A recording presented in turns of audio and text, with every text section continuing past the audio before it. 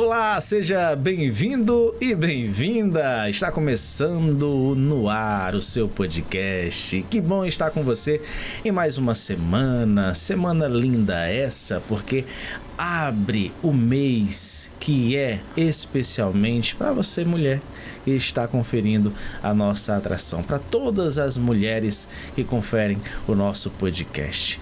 Uma série de entrevistas que vão estar relacionadas a esse mês que é super especial em homenagem a todas as mulheres, e o Hércules Ramos vai fazer acontecer este podcast e os outros que virão. Nós iremos. Vamos, juntinhos. Tá tudo bem, querido? Tudo bem, graças a Deus. Saudade, e com você? Tranquilo? Saudade. Estava bem, mas com saudade de você, da sua companhia. Muito que coisa bom maravilhosa. Estar ao seu lado. O Hércules, o que temos para hoje? O que temos para hoje é um assunto muito bacana, como você fez esse prelúdio maravilhoso falando sobre a mulher. A mulher, Emanuel, eu considero que elas vão dominar o mundo. Já estão, amigo. Não só pela quantidade, nós temos, formos pegar os números, e eu gosto de números porque os números são frios e eles não mentem. Sim. Mais de 6 milhões de mulheres a mais do que homens aqui no nosso Brasil. Perfeito. E eles estão em todos os contextos, estão em todos os segmentos. E eu tenho certeza que o nosso público vai ficar maravilhado com a nossa entrevistada de hoje. É sempre uma alegria revê-lo, aprender com você. Aprendo com o Joaquim, aprendo com o Marquinhos, aprendo com os nossos convidados. Ter humildade intelectual é isso, é aprender com cada um que aqui participa. E nós somos, como já falamos aqui em outras edições, a média das 7 pessoas com as quais convivemos. Você veio com tudo. A média das 5 pessoas com as quais convivemos. Se convivemos com pessoas intelectuais, pessoas que têm o que acrescentar, com certeza isso vai também, de alguma forma, resplandecer em cada um de nós. Perfeito. E quem é a nossa convidada do podcast? Olha, Gisele Quinaia. Esse é o nome da nossa convidada de hoje, graduada em letras, literatura, pesquisadora, tem um conhecimento muito denso, muito profundo sobre essa causa tão peculiar, sobre essa causa tão interessante que é a causa da mulher. E a causa cultural e a causa...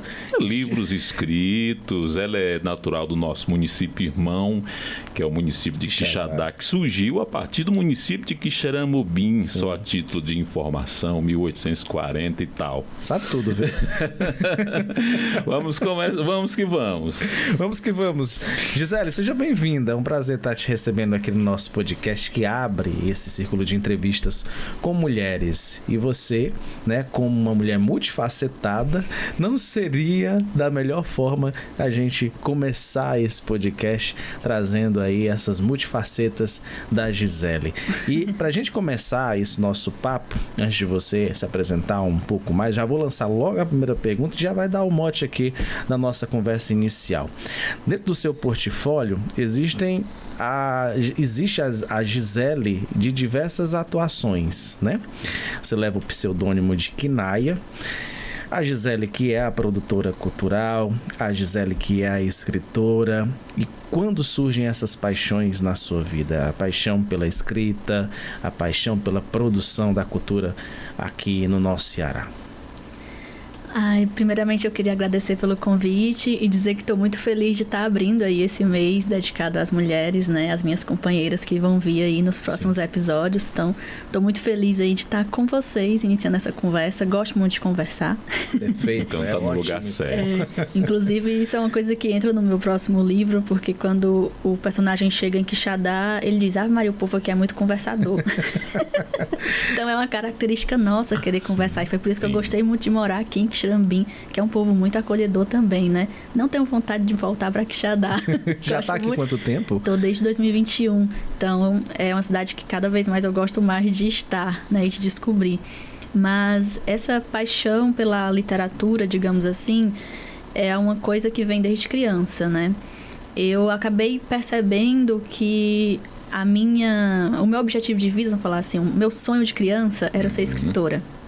E eu realizei o meu sonho de criança, né? Que hoje eu sou escritora, apesar de também ser produtora. E eu costumo dizer que a produtora é a Gisele e a escritora é a Kinaia, já que é o meu lado artístico e a produção é o meu lado profissional. Não que ser escritora também não seja uma profissão, mas é esse lado mais, digamos assim, pé no chão, que eu tenho que me manter firme para deixar tudo em ordem, né? Que a produção é isso, vocês sabem.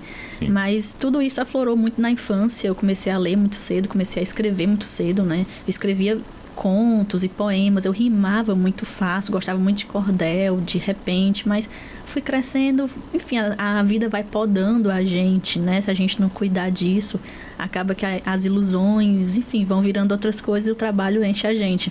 Mas hoje em dia eu não rimo tanto, não faço mais isso. Não verseja.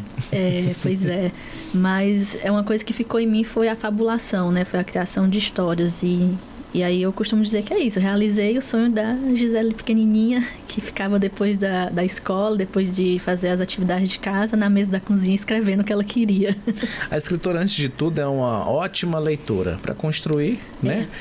Tem que ler bastante. Muito. Quais livros te tocaram ali na infância e que tu carrega como aqueles livros que te deram aquele pontapé inicial para tu gostar da escrita? Tem uma coisa que é muito peculiar minha, que o primeiro livro que eu li foi A Bruxa que Roubou o Sol. É um livro infantil, mas veja que é um livro de ficção especulativa. Trata-se de uma bruxa que era solitária, rabugenta, né? Uma coisa sobrenatural, né? E acaba roubando o sol da floresta, os animais ficam tristes e vão recuperar o sol, né? E aí, esse foi o primeiro livro que eu li, então eu fui entrando em um universo de ficção especulativa que eu acho que forma o que eu sou hoje enquanto uma escritora de ficção científica, né? Que é o que eu tô agora, mas quero ir para outros caminhos também. Não fico só presa num lugar, o negócio é desbravar o mundo. E acredito que essa foi a primeira leitura assim, que me tocou, e eu tive a oportunidade de estudar numa escola que se tinha paradidáticos. Então é muito importante também que você tenha, além do estudo formal, né, também haver essa parte literária e artística da criança crescer lendo histórias. O incentivo, né? Isso, incentivar a leitura na escola, para mim é uma coisa muito importante e que eu acho que moldou muito a minha... o que eu sou hoje. Qual é a escola, por favor? Eu estudei no Colégio das Irmãs, que é uma escola muito tradicional, né, de Quixadá. E estudei lá como bolsista, porque minha irmã trabalhava lá na escola. Mas de lá eu acabei indo para profissional, onde me formei como técnica de informática, depois fui para letras. Olha aí.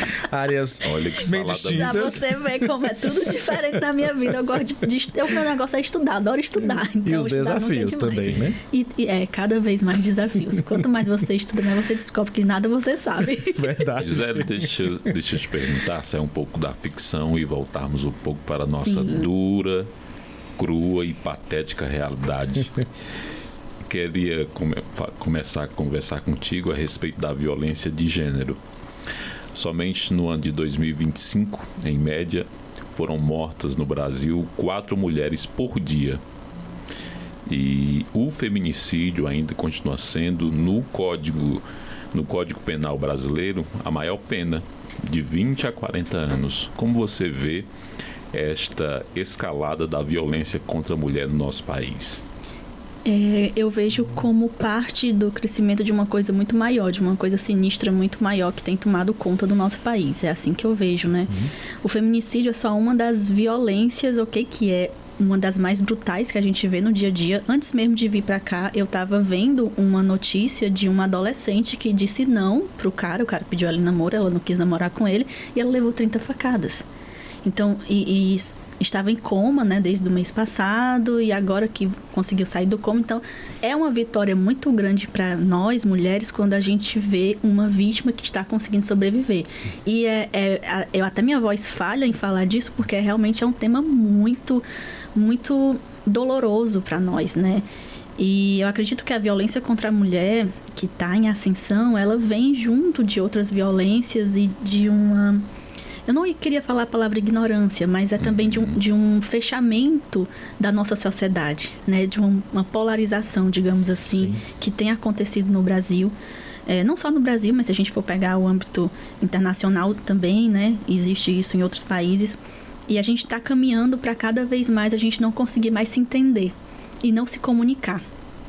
E acredito que essa questão também vai dentro de um outro campo de estudo, que são as masculinidades. Que eu venho de uma formação de militância no movimento negro, né? Apesar de não ter me envolvido tanto, mas eu estudo questões raciais há muitos anos, né? Há mais de 10 anos. Antes de entrar na faculdade, eu já estava querendo saber sobre identidade. E minha pesquisa acadêmica é sobre construção de identidade e como elas também se desconstroem a partir dos ambientes que nós circulamos. E aí, dentro desse movimento negro que a gente participa, que a gente estuda, que a gente tenta fazer o máximo para melhorar as nossas vidas, a gente tem um campo de estudo que são as masculinidades negras, mas que podem ser abordadas para outros tipos de masculinidades. E a gente percebe que, assim como as mulheres, os homens, eles também têm uma super pressão ali nas costas deles desde a infância, né? De ser um tipo de homem. E essa forma, né, de como é que a gente pode dizer, de reagir a essa pressão que vocês também recebem, infelizmente tem sido cada vez mais projetada dentro da violência. Verdade. Né? E aí uma coisa que eu tento conversar muito com outras companheiras e companheiros também dessa luta coletiva é que quando a gente não pode fazer grupos de estudos de gênero só para mulheres. Porque se a gente pega e nós mulheres, vamos receber estudo, vamos saber como é que funciona isso, aquilo da sociedade, e os homens? Os homens vão ficar com o quê? Somente com a violência sempre. Né? E a gente não consegue nem sempre tirar mulheres de dentro de uma casa violenta, porque a gente também não está dando acesso a esses homens, a esse conhecimento sobre as próprias violências que são impostas a eles desde a infância. Né? Então, eu acredito que é isso. Eu volto ao começo e falo... A violência contra a mulher é só parte de um sistema muito mais perverso. É a ponta do iceberg. É parte de um sistema muito mais perverso que tem avançado cada vez mais no nosso país. Deixa eu Pode, amigo. Deixa eu remontar dentro desse mesmo contexto ao Brasil colônia e ao Brasil império, em que se um homem pegasse sua mulher em adultério, ele poderia matar tanto a mulher quanto o amante e não sofreria nenhum tipo de pena. Seria por causa da honra. Esse machismo estrutural tem raízes muito profundas aqui no Brasil. Sim, e essa questão de como se constrói também tem toda uma questão de posse, né? A gente não fala marido e marida, a gente fala marido e mulher, como se a gente fosse propriedade, né, do nosso esposo. Né, esposo e esposa, mas muitas vezes a gente fala a mulher do fulano, e a gente não costuma dizer o contrário. Então, isso tudo está dentro de vários outros âmbitos da sociedade, né? A própria linguística também. A forma como a gente fala, a língua também é cultural, né? E a forma como a gente se expressa é através também dessa fala e o nosso pensamento também é através dessa fala, né? Tem um pesquisador, um intelectual que eu gosto muito, que é africano, e aí ele fala que a primeira liberdade é a liberdade da mente, porque até a nossa mente mesmo é a partir da fala. A mente e a linguagem devem ser uma forma de liberdade, e isso também bate na comunicação. A forma como a gente se comunica, a forma como a gente se relaciona com o outro, né? Então eu tenho pensado muito nesses tipos de relação, né? Essas relações de posse, esse ciúme que é criado e passado historicamente desde esse período que você citou. Brasil colônia e Brasil império. A gente tem esses marcos que vocês citam, mas diante de um país que, como você já pontua, que é polarizado em alguns sentidos, ou muitos deles, apesar de nós termos políticas governamentais que vão desde a educação até a segurança, que promovem, né, um pouco do debate sobre a proteção à mulher. O que é que você acredita que ainda a gente não conseguiu avançar nesse debate? Quais são as principais dificuldades encontradas dentro da sociedade para se realmente respeitar as leis que hoje nós temos asseguradas para as mulheres? Eu acho que esse é um problema que não é só as leis de segurança para as mulheres. É em várias outras leis, né? Então, Eu acredito que os problemas que a gente tem em relação à segurança à mulher também é insegurança a qualquer outro âmbito da sociedade que está dentro da nossa Constituição que ninguém segue, né? Isso pode soar um pouco radical, mas não, infelizmente mas é a verdade, né? Mas assim, eu vejo muito acontecer. Eu não sou uma estudiosa de direito, nada nesse sentido, a não ser um pouco de direito cultural, que é a minha área, né? Sim. Mas eu sou uma mulher e eu também tenho medo, né? E eu acredito que o fato de sentirmos medo o tempo inteiro já diz muito sobre não estarmos seguras em nenhum local. Existem muitos relatos de mulheres que vão à delegacia e não são tratadas de forma séria. Então, eu acredito que o problema começa também aí, no local onde deveríamos ser levadas a sério diante de uma violência que sofremos, né? Eu também vejo muitos casos onde o agressor é solto logo em seguida, né? Não cumpre pena, apesar de termos falado, né, do tempo de pena ser um dos maiores da Constituição, enfim, das leis. De 20 a 40 anos. E o que mais vemos é pessoas que não cumprem essa pena, cumprem em regime aberto e às vezes até voltam a atazanar a vida da companheira, né? Então, eu acredito que esse problema da segurança é um problema geral, né? É um problema geral de vários âmbitos da sociedade, não só designado a gênero, né? Enfim, acredito que talvez alguém que esteja dentro, né, desse campo do direito, que esteja dentro dessa luta junto às mulheres nesse sentido da violência, vai com certeza ter soluções 1000 vezes melhores do que eu, que só estou do lado de fora também com medo de sofrer a violência. Entendo. Assim, ao meu ponto de vista, trazendo um pouco até do que você fala, hoje a gente tem, né, uma política de segurança que está muito ali relacionada ao sexo masculino. Por exemplo, as delegacias em sua maior quantidade, nós temos a presença aí do público masculino. E é preciso ampliar os números de delegacias da mulher, especialmente voltadas a esse público, que a gente ainda não vê em uma grande quantidade no nosso país. Quixadá tem, né, delegacia. Só um adendo a isso que o Emanuel está falando. 184 municípios, só tem 12. Olha aí. 12 delegacias da mulher. Quixadá tem uma, né, delegacia da mulher. Quixadá também tem a Casa da Mulher Cearense, que é um local onde eu já visitei a casa algumas vezes. E lá tem até acomodação, né, para caso a mulher precise ficar em um outro local por estar sendo ameaçada. Então, eu acredito que a criação desses espaços também é uma coisa de super importância, locais de acolhimento, né? Porque muitas vezes o que a gente precisa é desse acolhimento, é dessa fuga do agressor, né? E, Gisele, ouvimos no nosso cotidiano falar sobre empoderamento feminino. Para além do clichê, o que é de fato uma mulher empoderada? É uma mulher que ela consegue viver sua vida de uma forma onde ela não tenha que depender diretamente de outra pessoa. E quando eu falo outra pessoa, não necessariamente um homem, mas é ser uma mulher independente. Isso não significa que ela está em paz o tempo inteiro. Até como eu falei, né? A gente tem medo, a gente anda na rua, a gente tem medo, mas eu acredito que hoje em dia uma mulher empoderada é uma mulher que ela consegue se sustentar com as próprias pernas. E quando eu falo isso, eu penso muito em casos mesmo familiares, né? De mulheres da minha família que não conseguem trabalhar porque o marido não deixa. Isso acontece, né?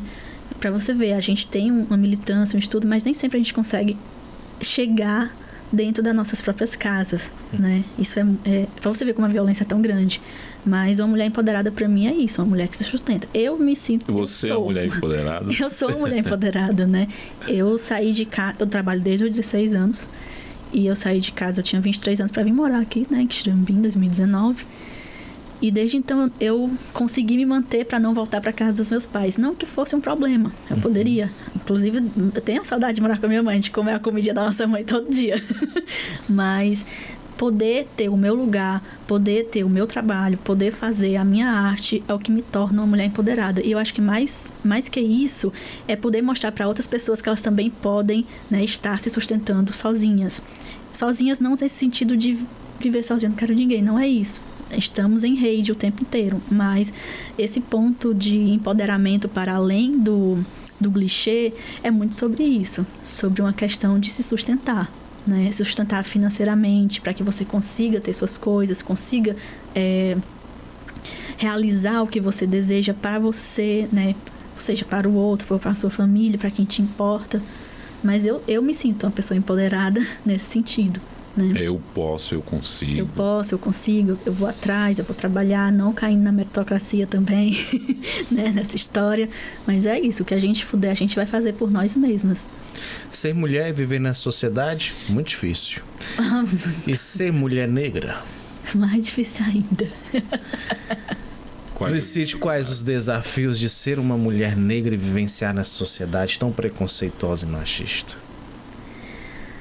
Olha, assim, quando eu me dei conta das violências que eu vivia, já tinha acontecido há muitos anos, né? Eu vou contar uma história rapidão. Eu gosto de conversar, eu já falei, né? Fica isso pra vocês. Você está no lugar certo, querida.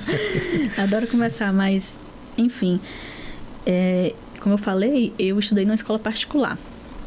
É sabido que em escolas particulares você não tem tantos alunos negros por sala, né?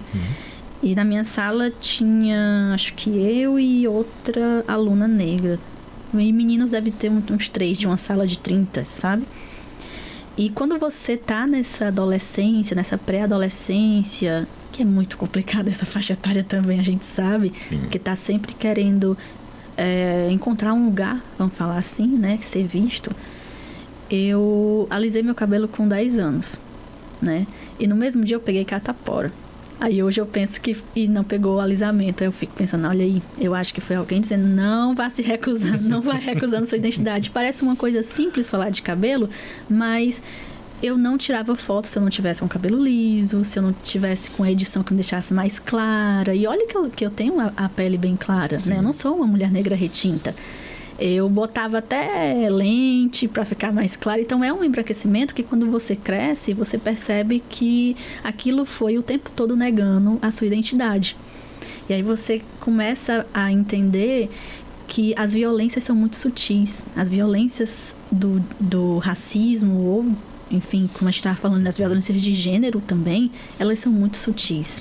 Não é sempre que a gente consegue perceber que estamos vivenciando um momento de violência, né? Estamos ali imersos num ambiente violento, sabe? E parece uma coisa muito simples falar isso, mas pode ver que acontece com a maioria das meninas negras, sabe? E aí quando eu vou dar aula em escola, ou seja, anos depois, né? Sei lá, quase 20 anos depois, eu vejo as meninas com cabelo armado. Então, você já percebe que houve ali também um crescimento dentro dessa projeção de uma identidade negra positiva. Outra coisa também que me pega muito é quando, dentro do ambiente escolar, que é o primeiro ambiente que a gente constrói as nossas relações, a identidade negra ela só é pautada no 13 de maio, né? Ou no 20 de novembro. Então, e sempre há uma coisa muito do tempo da colonização, do tempo do preto escravocrata, e aí ninguém que é preto na escola, todas as pessoas pretas da escola só vão ver o negro como um escravizado. E quem é que quer se associar a essa identidade? Ninguém. Então, cabe também uma valorização da identidade negra por dentro desses ambientes que são a nossa primeiro espaço de construção de identidade, de construção de relação. E aí a gente vai crescendo e, enfim... E chega no mercado de trabalho. Eu lembro que uma vez eu fui fazer uma entrevista de emprego e eu estava de trança. E as pessoas não entendem que trança é uma coisa normal que você pode lavar todos os dias. E quase todo dia alguém na escola me perguntava se lavava meu cabelo. Se meu cabelo era lavado. Se não sei o quê. E eu ficava, gente, meu cabelo é normal, o cheiro aqui é cheiroso de todo jeito.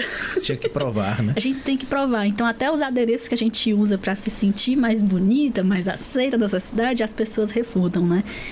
E dentro disso, eu acredito que cabe uma reflexão sobre quantas vezes as mulheres, no geral, elas recebem menos que os homens numa empresa. E dentro desse recorte das mulheres, ainda existe o recorte das mulheres negras, né, nesse ambiente de trabalho, que eu acredito que na vida adulta é o que mais permeia as nossas preocupações, né? À vontade. Pode beber sua água e continuar seu raciocínio. Mas dentro disso, essas violências enquanto uma mulher negra, né, a gente também vai para um lado de...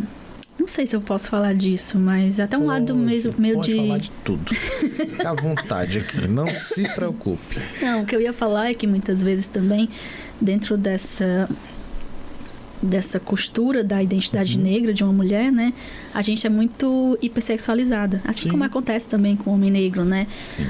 A gente cresce com as pessoas falando, não, dá pra você ser a globeleza, tem que aprender a sambar pra ser a globeleza, não sei o quê. Então, muitas vezes, dentro de um ambiente de trabalho, a gente tem, assim como toda mulher, a gente tem muitas mais chances de ser assediada por conta desse... estereótipo. Exatamente, por conta desse estereótipo, né? Então, é um medo muito além que a gente tem, sabe?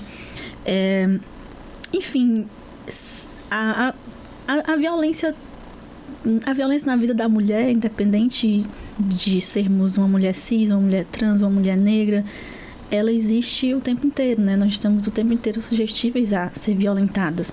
Então, eu acredito que esses desafios, eles ganham uma outra conotação por conta desse histórico racista, né, que a gente tem no nosso país, mas estamos todas aí o tempo inteiro condicionadas a passar por isso, né, por essas violências. Mulher na política. Neste ano, no ano de 2026, fez 94 anos que vocês tiveram o direito de votar. Apenas no ano de 1932 em diante, vocês tiveram o direito de votar. Para trás disso, só os homens poderiam participar de política, das decisões políticas. E hoje, graças a Deus e a vocês, mulheres, o trabalho que vocês realizam, vocês estão inseridas em todos os segmentos, em todos os contextos. O que esperar da mulher para o futuro da nossa nação? Olha, eu queria mais mulheres em posição de poder na política, né? A gente teve uma campanha aí para ter uma ministra negra no STF e, nossa, foi muito difícil, né? E ainda estamos na luta, porque, enfim, não aconteceu. E dentro disso, eu acredito que deve haver uma diversidade maior, né? A gente tem sempre o mesmo perfil de pessoas que estão em locais de decisão, né, em cargos de decisão. E trazer mulheres para a política é uma chavinha que a gente já deveria ter mudado há muito tempo, né? Porque os movimentos de mulheres estão aí há muitos anos, né? Não tantos anos assim, mas faz boas décadas aí que existe movimento de mulheres, sabe? E nós temos, sim, grandes lideranças políticas, mas eu acredito que a gente precisa ainda, o Brasil ainda precisa ter essa abertura de ouvir mais as nossas soluções, né? Seja as nossas conquistas também, enfim. Acho que precisa abrir mais para ouvir o que a gente quer falar e não só o que as pessoas querem que a gente fale, sabe? Acho que isso é muito importante. E dentro da política mais ainda, né? A gente teve uma presidente mulher e que sofreu impeachment, né? E isso diz muito sobre o que realmente a gente ainda vai enfrentar, né? A gente vai enfrentar muita coisa para entender que a diversidade pode ser um caminho. E aqui em Xeramobim nós tivemos uma mulher prefeita, né? No ano de 1958, Aldamira Fernandes foi prefeita através do voto direto aqui no nosso município de Xeramobim. E através do voto indireto nós tivemos a Alzira Soriano, lá no estado do Rio Grande do Norte. Então, ainda é muito pouco. É muito pouco. É muito pouco para a quantidade de mulheres, né, que existe no nosso país. Eu acho que as coisas elas não estão bem corretas dentro da política quando você precisa criar uma cota. Né? Mas você precisa quantificar. Só pode... Não era para ser assim. A mulher não era para ser vista como uma cota. Ali é o espaço dela, assim, é no meu ponto de vista, ali é o espaço dela. Eu sei que a necessidade de se fazer isso é para ser vista, né? Para que tenha a possibilidade, porque a gente tem uma sociedade ainda que ainda não elege mulheres no poder, certo? Mas a gente precisa avançar, porque a gente tem hoje, dentro das posições políticas, mulheres muito mais capacitadas que homens. Muito mais capacitadas que homens. Concordo. Infelizmente, eu não sei o que acontece nos olhos da sociedade que ainda não conseguiram enxergar isso. Porque a mulher é a figura que cuida do seu filho, cuida do seu marido, cuida dos seus espaços que atua. Mas por que a sociedade ainda não vê a mulher dentro do espaço da política como uma pessoa que pode cuidar bem do nosso país? E quando se teve a oportunidade, infelizmente foram lá e tiraram do poder. Mas... É uma questão estrutural, né? Do que a gente já conversou um pouco antes sobre essa questão do período colonial, que, enfim, a gente vem de uma sociedade patriarcal, né? Que o homem que toma as decisões. Então, apesar da mulher ser essa pessoa que cuida da casa, que organiza a casa, a decisão é do homem. Enfim, qualquer coisa que aconteça na casa, a mulher vai pedir ao homem. Então, ele ainda é, até hoje, esse local do poder, esse local da decisão. E eu acredito que é muito disso. Essa forma como as famílias, a família nuclear, principalmente, que a tradicional brasileira foi formada, ela vem dessa estrutura, né? Onde a mulher ela não tem um local de decisão. Ela só consegue realizar o que ela foi ensinada a fazer. E até hoje acontece muito, né? Até hoje se tem famílias, tem pessoas mais velhas, mulheres mais velhas que ficam passadas que eu passo uma semana fora e meu marido sozinho em casa. E ele vai saber fazer a merenda dele, aquela preocupação, aquela coisa. Vai, mulher. No meu caso, eu não saberia. Pois vamos aprender. Sim. Hoje dá pra aprender facinho, apenas com tudo clique. que a gente vai estar no Instagram, no TikTok, tem tutorial, tem tudo pra gente aprender. Olha, se tem uma né? coisa que eu me orgulho na minha vida, eu não tenho medo de dizer isso pra ninguém, é de ter vivido uma vida ao lado de mulheres. As minhas melhores amigas eram mulheres. Nossa. A minha mãe, melhor amiga da minha vida, a companheira de sempre. E os espaços de trabalho, as pessoas que eu mais me identifico são as mulheres. E Deus deu o grande presente de ter na minha vida filhas somente mulheres. Olha como é a vida. Eu me orgulho em falar isso porque hoje muito do que eu sou, até pela sensibilidade que eu tenho, é porque eu enxerguei, né, forças grandes ao meu lado, das mulheres que conviveram comigo. Minha mãe, que por muito tempo passou por grandes perrengues na sua vida, no seu casamento, que precisava, né, trabalhar, e em alguns momentos não era compreendida dentro de casa. E acontece muito, né? E a gente vai crescendo com aquelas imagens na nossa vida e a gente tenta, dentro do nosso cotidiano, pelo menos no meu caso, não repetir o que o meu pai foi, o que um amigo meu foi com alguém que eu gostava muito, que era uma mulher. Então, assim, a vida tá aí para ensinar a gente só precisa parar, pensar e recalcular as nossas rotas para viver bem. E considerar que as mulheres fazem um bem danado à nossa vida. É um depoimento. Não, é isso. A gente tem que estar sempre em apoio, né? Sim. Existe o espírito de irmandade entre as mulheres, que é uma palavra bonitinha que eu gosto de usar, sororidade. Sim. Que é o Sim. espírito de irmandade entre as mulheres. Sim. Acho muito bacana essa... Existe em alguns casos e outros não. Mas a irmandade entre os homens ainda é muito mais forte, infelizmente. É isso Não que... tem como. Os homens sempre vão se acobertar. mais do que nós mulheres. Você pode ver em qualquer comentário de uma violência, numa notícia, que vai ter mulher julgando a outra mulher, enquanto os homens vão estar se defendendo. É por isso que eu disse. Não tem como. Casos... A panelinha dos homens é ainda muito poderosa. O clube do Cebolinha. O clube do Cebolinha. É maior do que o da o clube da Luluzinha. O clube do Bolinha é maior do que o clube da Luluzinha. Infelizmente. Era para ter esse apoio, né? Essa sororidade realmente em todos os processos. Sim. Mas vamos caminhando aqui na nossa conversa para falar lá de um ponto do teu depoimento aqui, quando você disse que quando estudante fazia informática. Sim, né? Sim. E aí, essa é uma área onde nós temos uma grande presença do público masculino. Quais os desafios que a gente pode encontrar dentro dessa e de outras áreas que ainda se figuram a presença do sexo masculino?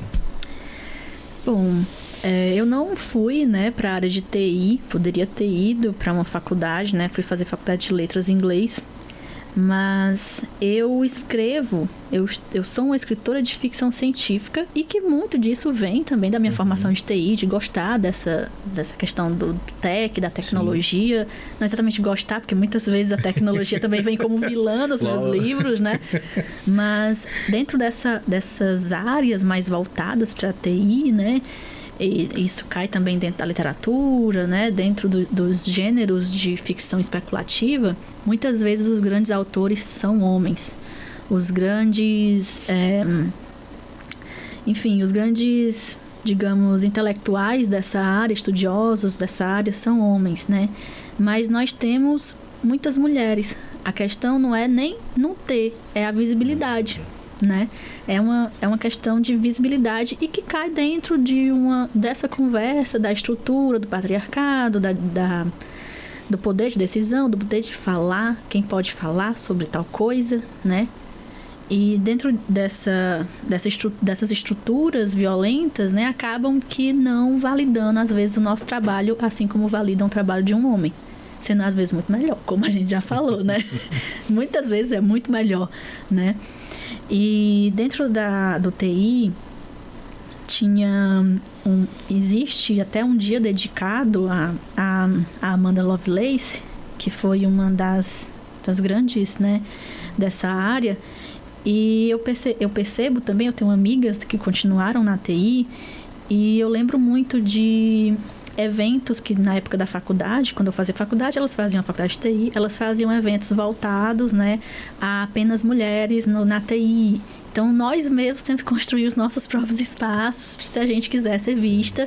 E eu acho que o mais importante, ser vista por outras mulheres. Sim. Né? Sim.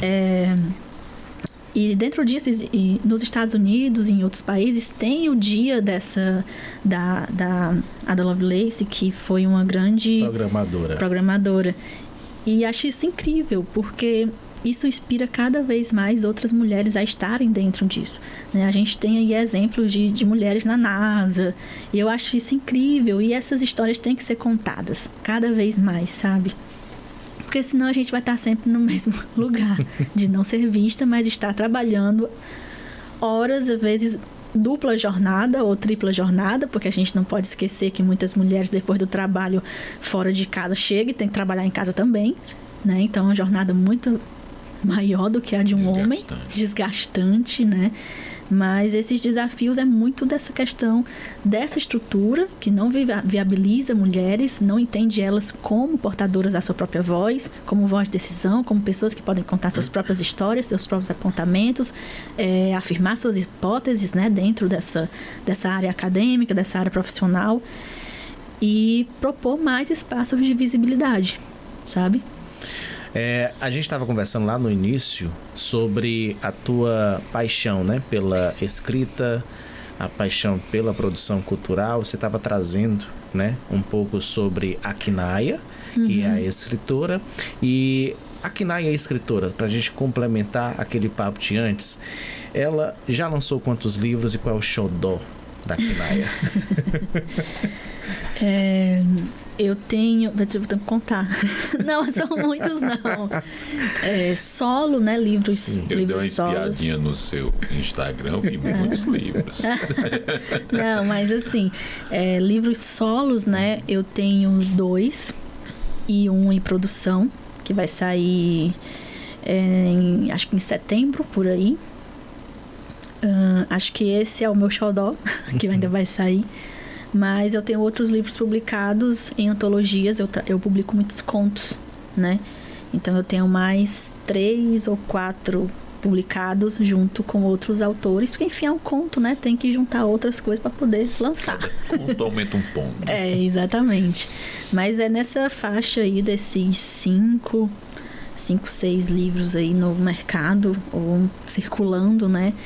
Que trazem aí minhas considerações sobre a minha imaginação, né? Sobre a minha junção entre território, fabular meu território, que é uma coisa que eu decidi que eu ia fazer, né? Porque meu primeiro livro foi de poesia, mas o segundo já foi de ficção científica e se passa no Quixeramobim, né?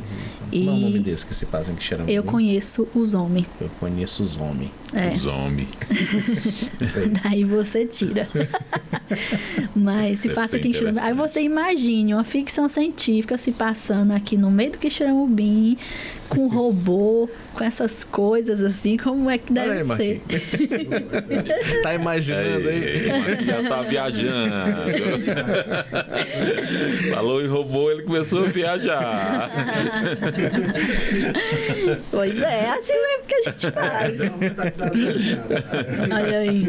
Mas essa questão de viajar é uma coisa muito interessante, porque a gente olha para a ficção especulativa como esse espaço que as pessoas viajam para escrever, mas nada mais é do que um grande espelho da nossa realidade. Sim. Né? Tem muita coisa ali, mensagem subliminar ou estruturas de poder que se repetem, que a gente pode fazer essa analogia, né? No meu próprio Instagram, os meus vídeos, eu costumo trazer uma obra literária e um ponto real da nossa sociedade para tratar isso a partir desse olhar literário e mostrar para as pessoas que a literatura, ela também é uma ferramenta de conhecer o mundo que vivemos, né? E que ela abre portas para a gente estudar mais sobre as estruturas que estamos inseridos, vamos falar assim, né? Porque o mundo que a gente vive não é esse mundinho fechado. Não, um mundinho com fazer contrapontos, né? Exato. Entre a ficção e a realidade. Falar sobre o escritor, eu não posso esquecer de falar da sua conterrânea, né? Que foi radicada lá no município de Quixadá, Raquel de Queiroz. Sim, já fui na fazenda dela algumas vezes. Não Me Deixes. Linda fazenda. A fazenda Não Me Deixes. Um dos meus contos eu fiz depois de visitar a fazenda, porque eu amei o bosque. Ela foi a primeira mulher a entrar na Academia Brasileira de Letras. Na Academia Brasileira de Letras. Escreveu aquele livro memorável que retrata a seca do 15. Escreveu aquele outro livro que virou até uma minissérie da Rede Globo, o Memorial de Maria Moura. Enfim, qual a importância desta figura que esta figura tem para você? Para ser sincera, a Raquel de Queiroz não é uma inspiração minha, né? Eu gosto muito de como a Raquel ela se projeta no Brasil, dentro da literatura, né? Se tornando essa primeira mulher na Academia Brasileira de Letras. Isso é um marco, isso é uma pessoa daqui, né? Eu gosto muito de visitar a fazenda dela. Claro, a literatura dela é uma literatura muito... Eu não sei como... Muito densa. Muito densa, muito bem trabalhada, né? Mas dentro do que me forma escritora, né? Eu não tenho muito o que buscar dentro da literatura de Raquel ou da pessoa que ela foi, né? Quais são suas fontes?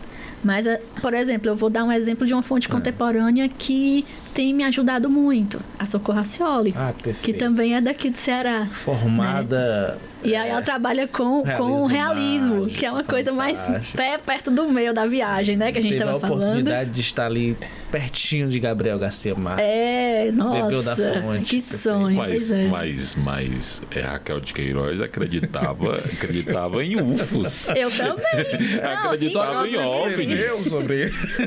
Eu não dava muito crédito a essa questão. Por favor, respeite o meu lugar de fala. Tá, querido. Eu não dava muito crédito a essa questão de OVNIs, de UFOs. Mas depois que Raquel de Queiroz disse que estava com o seu esposo na fazenda Não Me Deixes e viu OVNIs, avistou OVNIs, agora eu tenho uma outra visão sobre OVNIs. Inclusive, as pessoas falam UFOs. isso, que eu não posso ser igual a Raquel e não posso ficar sem publicar uma cor de OVNI, já que eu venho do Quixadá. Então. E eu não publiquei nada de ET.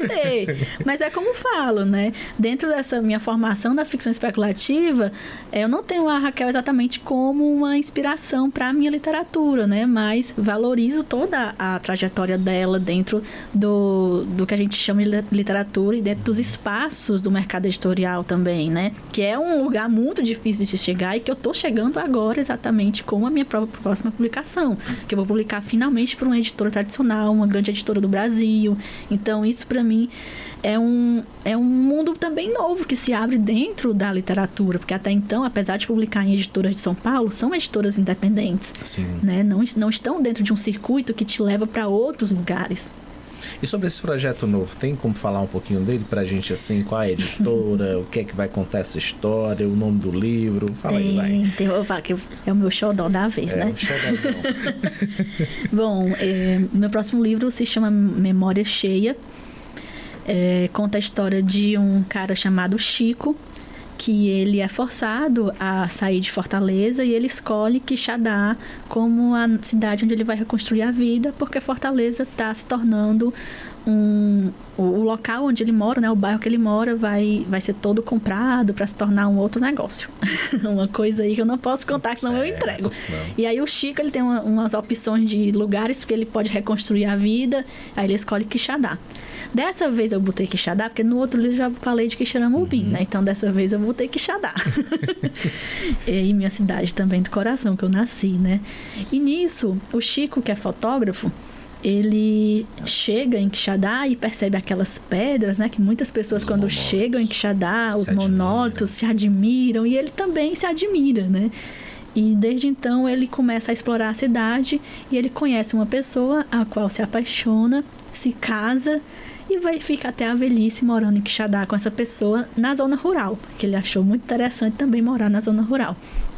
Mas, logo no começo do livro, a esposa dele morre e desde então ele que é uma pessoa viciada em armazenamento, né? Ele é fotógrafo, ele tem diversos cartões de memória, ele começa a tentar trabalhar ali o luto dele através de tentar salvar o máximo que ele pode dessa memória ainda da esposa dentro desses dispositivos. E aí começa esse colapso tecnológico, digamos assim, de um mundo que é uma distopia, onde ele não consegue mais achar recursos para continuar gravando ali as suas memórias com aquela pessoa que ele tanto amou.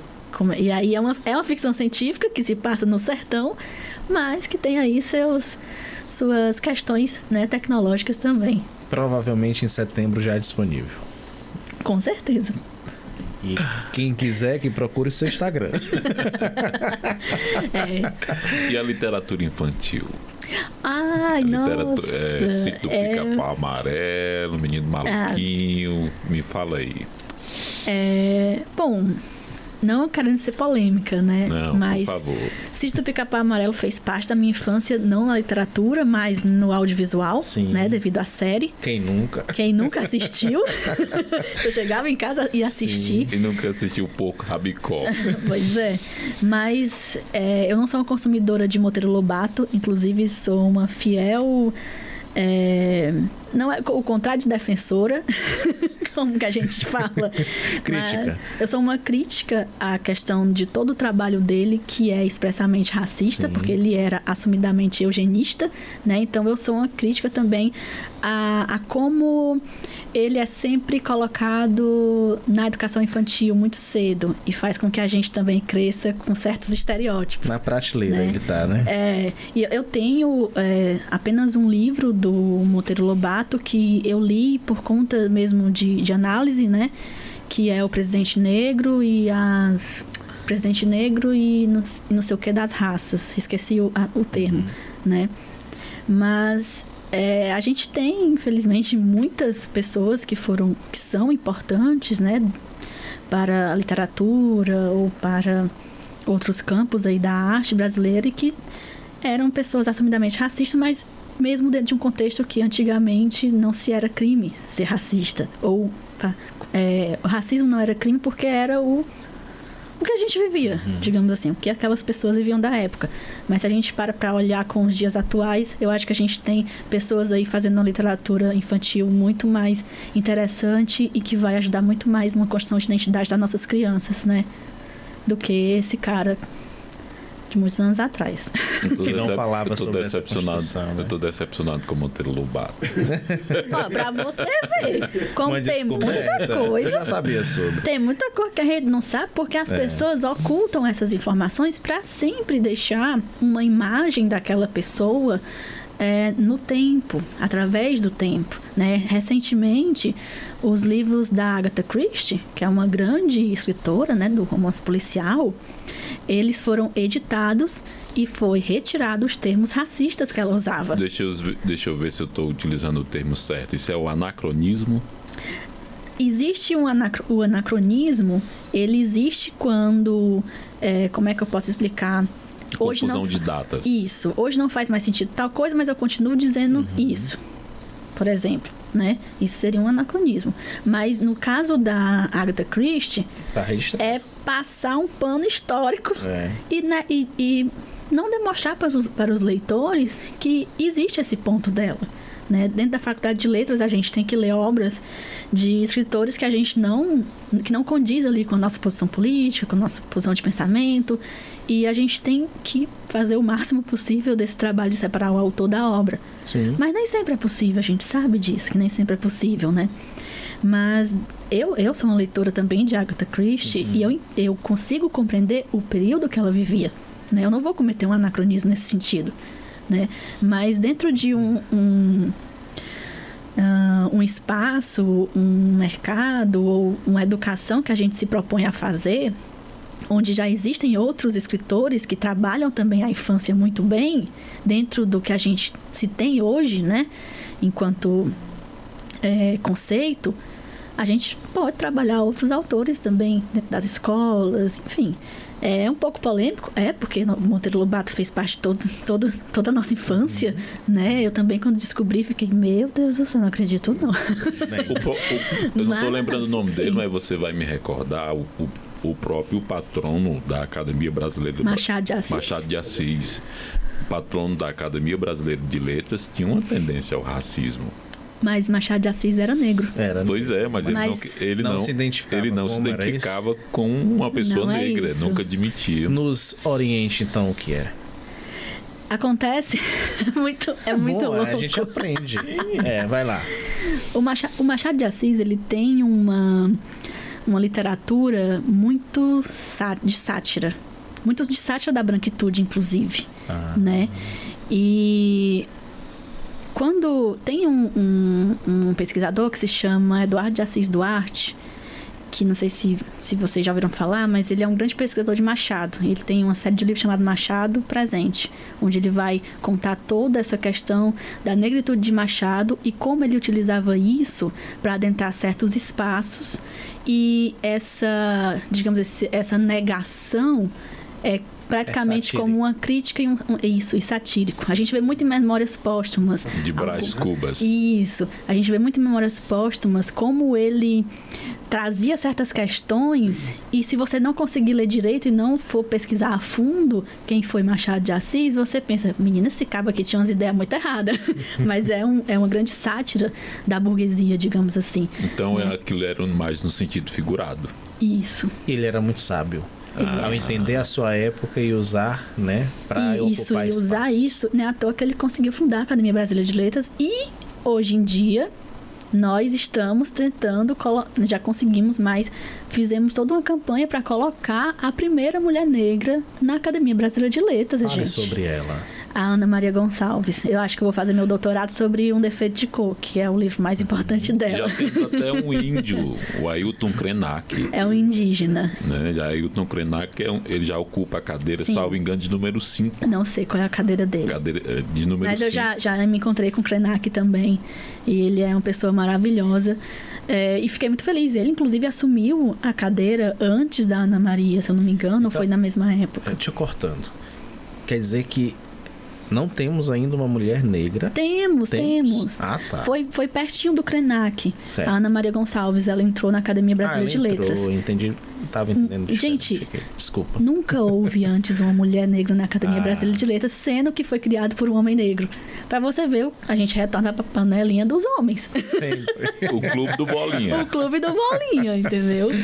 Ai. Pois é, Ailton Krenak foi recentemente. Foi recentemente o primeiro indígena a ocupar uma cadeira na Academia Brasileira de Letras. E espero que venham mais. Com certeza. O Ailton é Índios, quilombolas, enfim, entre Sim. outros. O Ailton, ele é uma grande inspiração para mim também, porque ele trabalha muito essa questão do fim do mundo, né? E se assemelha muito ao que dentro da literatura negra e dos estudos negros, né, e africanos, a gente trabalha que o fim do mundo já aconteceu. O Apocalipse. O Apocalipse, a Maafa, como eles chamam, já aconteceu, né? E eu gosto muito do que o Ailton Krenak traz na literatura dele. Em suma, Machado de Assis, ele não negava a sua cor. Não. Em nenhum momento. Ele utilizava. Ele se De uma utilizava. forma satírica. Sabe o que eu vi? Mas eu não vou lembrar o nome do autor, mas é um autor muito famoso brasileiro. Eu vi hoje e já esqueci o nome. Minha cabeça é péssima quando eu tô rolando no Instagram. Não faz mal, a minha também é. Mas é um autor muito famoso brasileiro que também foi embranquecido. E eu fiquei, caraca, eu nunca li esse cara porque eu pensei que ele era só um Eu pensei que era só o Michael Jackson no Era mundo. só um cara. Não entendi. Eu pensei que era só o Michael Jackson que tinha passado. Foi eu que tinha embranquecido. Entendi agora. Jetsons 5. Bem, saindo um pouco dessa questão da escrita e passando para a produção cultural, a gente vai aqui falar um pouquinho sobre essa tua experiência com a cultura, né? Ela inicia em que momento? Quais assim são os projetos que também são seus xodós e que o que você pode trazer sobre cultura para essa nossa juventude, para se inserir mais na cultura que realmente edifique? Bom, eu trabalho com produção cultural há 10 anos, né? E esse meu trabalho, eu comecei a perceber que antes mesmo de eu me colocar como uma produtora cultural, né? Eu organizava todos os eventos da escola. Eu organizava todos os eventos da faculdade. Aí eu fiquei, terminei a faculdade, fazer o quê? Vou organizar evento. Já sei fazer isso. Né? E aí fui me profissionalizando, criando meu CNPJ, né? Hoje eu tenho uma produtora que se chama No Corre Produção. Já ouvi falar sobre essa produtora. A gente tá aí nesse corre de fazer a cultura acontecer. Eu tenho um evento que ele acontece desde 2015, que eu digo que me formou produtora, que é o Encontro de Leitores do Sertão Central. Ele, por um tempo, foi o segundo maior evento do Ceará de literatura, que ficava só atrás da Bienal. Né? Hoje, inclusive, ele serve como inspiração para as feiras literárias do Ceará também, né? Para elas começarem a acontecer em diferentes municípios, né? E, assim, hoje, com as feiras literárias, ele vai caindo no ranking, né? Porque, enfim, depois da pandemia, ficou muito mais difícil de reunir pessoas. Não sei se vocês notaram isso, mas as pessoas não se reúnem mais, né? Sim. A gente passou alguns anos Depois da trancados, pandemia, tudo enfim, ficou pior. tudo se modificou, né? E, enfim, era um evento que você ficava assim, ó, de tanta gente que tinha, sabe? Perto de você, né? E depois da pandemia a gente começou a perceber que o público vai sendo mais focado. Vou para uma oficina, ou vou só para esse bate-papo, ou vou só não sei o quê. Então, enfim, é uma forma que a gente tem que reaprender como fazer evento depois de tanto tempo dentro de casa, vamos falar assim, né? Dentro da produção cultural, né? Eu comecei a trabalhar para os equipamentos do estado que tem aqui no Sertão Central, né? Principalmente a Casa de Antônio Conselheiro, que é mais nova, e a Casa de Saberes. Trabalhei, inclusive, Casa de Saberes Alto. Inclusive, fui estagiária da Casa de Saberes Alto ainda na faculdade. E foi daí que eu fui aprendendo mais sobre a cultura, mas sempre estudando muito, né? E fui formando, saindo dessa questão de só fazer evento para as outras pessoas e criando também meus próprios projetos culturais, né? E aí eu crio o Territórios Afrofuturistas, por exemplo, que foi meu primeiro projeto assim que eu considerei grande, apesar de ser na pandemia. E aí dele saiu a primeira antologia de afrofuturismo do Ceará, né? É um trabalho que até hoje, né? Isso foi 2020, 2021, até hoje ele é trabalhado em escolas aqui do Sertão Central. Então muitos professores levam os contos para trabalhar com alunos de ensino médio, né? E acho isso incrível, acho que a literatura, acho que a cultura é isso, a gente tem que chegar onde é necessário. E dentro da produção cultural, eu sou muito uma defensora dessa democratização do acesso ao saber das oportunidades. Vamos falar assim, né? Porque eu só fui saber que existia, por exemplo, edital cultural em 2019. E eu já produzia evento, mas produzia evento como? Passando de loja em loja, por exemplo, né? Eu não sabia... Um patrocínio, exatamente. Eu não... E dificulta, às vezes, muito o processo, né? Nossa, dificulta bastante, né? E, assim, eu sei que a gente... é muito importante o patrocínio, mas a gente fica também restrito a certas regras que o patrocinador coloca, né? E dentro de um edital cultural, você tem ali um valor que você já envia no seu projeto, o que qual gasto vai ser de cada coisa e vai dar aquele valor ali que você vai receber. Então, para mim, descobrir os editais culturais mudou a minha vida. Foi realmente isso que mudou a minha vida, assim. Eu sou muito grata às políticas públicas culturais do Brasil, né? Porque elas realmente mudam vidas. Só beber um pouquinho d'água. Aproveite, beba o quanto de água você quiser, porque cultura é isso.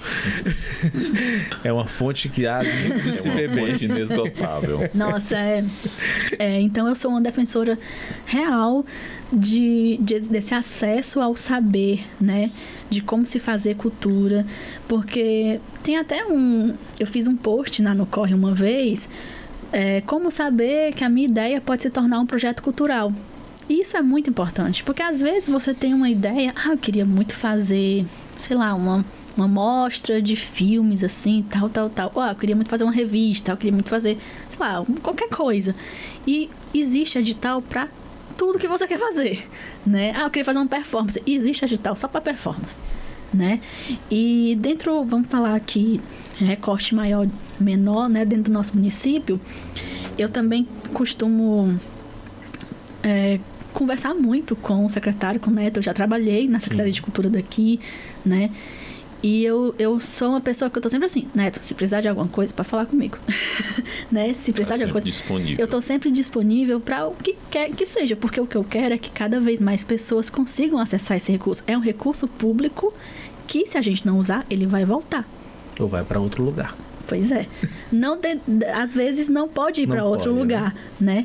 E às vezes sobra vagas de algumas coisas e você fica, poxa, mas com certeza deve ter alguém dessa área que faz alguma coisa, sabe? Então, eu sou muito assim, de estar nesse empenho de cada vez mais pessoas conseguirem acessar essas oportunidades, porque eu sei o quanto elas mudam a vida das pessoas, né? Eu gosto muito de trabalhar com cultura, é o que realmente, assim, meu xodó. Amo literatura, claro que eu amo escrever, mas o que paga minhas contas é a produção cultural. É onde eu vejo também que o meu trabalho, ele tá chegando e tá fazendo uma transformação social, né? Quando eu fiz um circuito de escrita, pra você ver, um negócio de curso de escrita, faz uma coisa normal, né? Uma coisa assim, enfim, coisa que não vai dar em nada. Mas, gente, depois desse curso que passou em 4 cidades, tem pessoas que foram para letras, porque gostaram de conhecer mais literatura, mais do que via na escola. Porque às vezes você está na escola e você vê a literatura, a aula de português como uma coisa muito chata. E às vezes não é nem culpa sua ou da professora. Enfim, é um sistema, né? Da metodologia. Ela tem que estar naquela metodologia. E aí quando alguém te apresenta... isso acontece até com outras áreas, né? Quando alguém te apresenta aquilo que você vê na sala de aula de uma outra forma... De uma forma lúdica, nossa, por exemplo. você percebe que existe um horizonte muito maior para você alcançar ali. E, enfim, quando eu gosto muito de dar curso, gosto muito de dar aula, né? E eu acho a coisa assim mais legal do mundo. Eu fico muito feliz, eu vibro quando eu vejo que um aluno entrou na universidade naquele curso tal. Recentemente eu fui coordenadora, na verdade, de um curso de cinema aqui na cidade. E aí eu encontrei um aluno na rua, e ela falou assim: eu passei em cinema lá no Cariri. Gente, isso pra mim é a melhor coisa do mundo, sabe? Isso pra mim... é assim, meu trabalho tá feito, sabe? Então é isso. A cultura pra mim é uma coisa que eu quero cada vez mais aprender sobre ela, estar sobre ela. Eu estudo muito. A gestão cultural também é um foco meu, né? Eu gosto de estar nesse meio, sabe? E de fazer a diferença, né? A gestão pública em si. Enfim, eu estive em Brasília para o evento. Eu estive em Brasília na Semana de Inovação, isso 2023, que é o maior evento de inovação pública da América Latina. E eu fui falar dos meus projetos para uma galera que trabalha com administração pública, né? Então, essa é minha praia, né? É o que eu gosto muito de fazer, porque eu percebo que eu estou fazendo a diferença na vida de alguém. Esse é o seu corre. É o meu corre. Bom, a gente já chegou ao fim. Mas eu sempre costumo perguntar aqui aos convidados. Sincronia. Se nós deixamos de fazer alguma pergunta importante que você gostaria de falar nessa partezinha final, de algo que não foi tratado aqui no podcast, fica à vontade. Pensa aí, eles esqueceram de perguntar sobre isso, era importante eu dizer isso. Fica à vontade. Sabe o que acontece? Eu sou o tipo de pessoa que quando eu chegar em casa eu vou dizer, eu devia ter... Mas para as pessoas te conhecerem mais, o que é que elas podem fazer? Olha, para conhecer mais sobre o meu trabalho, sobre a pessoa que eu sou, o que é que eu tenho aprontado, né? Você pode me procurar no Instagram. Meu Instagram é @afrofuturistacearense, né? Ou pode ser no Corre Produção também. São dois Instagrams. São dois Instagrams diferentes, né? É o Gisele e o Kinaia. Mas sobre essas questões de não tratamos sobre alguma coisa, não sei, eu posso falar sobre um montão de coisas, né? Mas eu acredito que eu gosto muito de conversar sobre o que eu tô criando, né? Sobre o que eu tô fazendo, enfim. E acho que se a gente focasse também nesse negócio de o que a gente tem pensado no sentido de criação artística, a gente ia ficar falando aqui a noite toda. Resuma. O que é que você tem pensado na questão da criação artística? Não, mas assim, enfim. É só para dizer que essa minha dupla identidade, vamos falar assim, né? A produtora e a escritora, às vezes elas acabam se encontrando, né? E eu acho que isso é um caminho muito, muito legal de se fazer. Nesse meu próximo livro, Memória Cheia, ele tem um projeto de circulação que foi apoiado por edital, que vai ser apoiado por edital, né? Onde as pessoas... bibliotecas rurais vão poder receber o livro gratuitamente, já que porque para mim não faz sentido eu falar de um personagem que mora na zona rural e as pessoas da zona rural não lêem, entendeu? Então acho que o que eu podia falar aqui é que, assim como eu penso na democratização da cultura, eu também penso nessa democratização do acesso à leitura, né? E o que eu puder fazer para as minhas obras chegarem cada vez mais a mais pessoas, eu vou fazer. Que bacana, Gisele Kinaia. Eu tenho um amigo que ele me chama de Gisele Kinaia.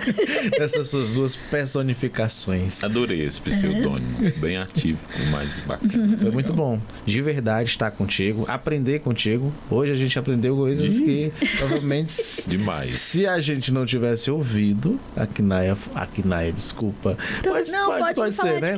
A Kinaia e a Gisele falar, a gente não... E a gente ia fazer como nós dizemos no popular, nós iríamos morrer nesta ignorância, né? Verdade. Morria e não sabia. Não, mas é isso, conversar é muito bom, né? E a cultura emancipa, né? Sim, com certeza. Sim. E toda conversa é construtiva, conversar com você foi maravilhoso. Com certeza vamos para casa melhores do que chegamos, e isso é o que importa. para nós e para nossa audiência. Ah, que bom. Muito bem-vinda. Sucesso aí nos seus projetos, no seu trabalho, que você possa alçar voos maiores. Estamos aqui obrigada. na torcida. O seu sucesso é o nosso sucesso. Claro. A gente tem que crescer juntos sempre, viu? Com certeza. E vamos aí, estar acompanhando todo o seu trabalho por meio das redes sociais que você falou e com certeza vão passar aí na nossa telinha.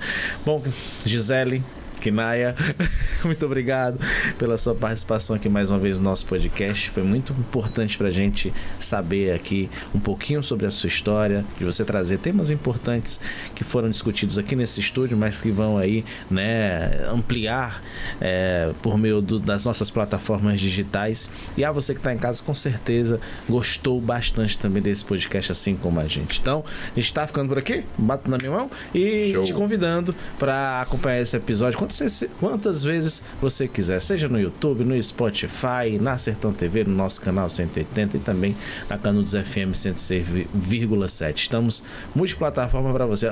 Não quer sair agora de vez em quando, depois de muitas horas de aulas, mas valeu. Foi esse mais uma edição do nosso podcast no ar. Tchauzinho!